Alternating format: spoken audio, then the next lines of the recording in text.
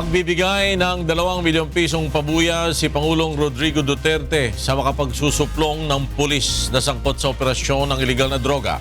Mula sa Pasay City, may report si Rosalie Cos live. Yes, Rosalie?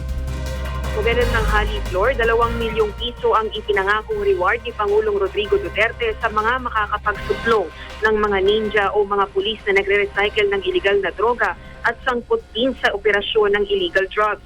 Pangunahing pinagdilinan ng Pangulo ang mga tauhan ng militar at pulisya sa misyong ito upang tuluyang masugpo ang drug apparatus sa bansa. Ginawa ang pahayag ng pangunahan ni Pangulong Duterte ang pagdiriwang ng National Heroes Day sa libingan ng mga bayani sa Taguig City kaninang umaga.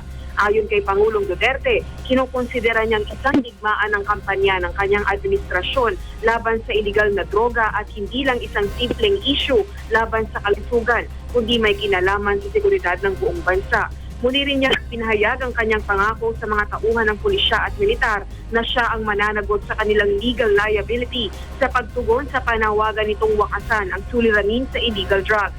Bukod pa rito, muli niyang ipinangako ang pagpuksa sa katiwalian sa pamahalaan at kriminalidad sa ilalim ng kanyang administrasyon. Pagkatapos ng komemorasyon sa National Heroes Day sa Taguig City, agad namang tumulak patungong Samar at Tacloban City si Pangulong Duterte upang dalawin ang nasugatang pulis at naulila rin ng isang pulis bilang bahagi ng pinaigting na anti-illegal drugs campaign ng Duterte administration. Flor? Rosalie Cos, nagulat mula sa Pasay City.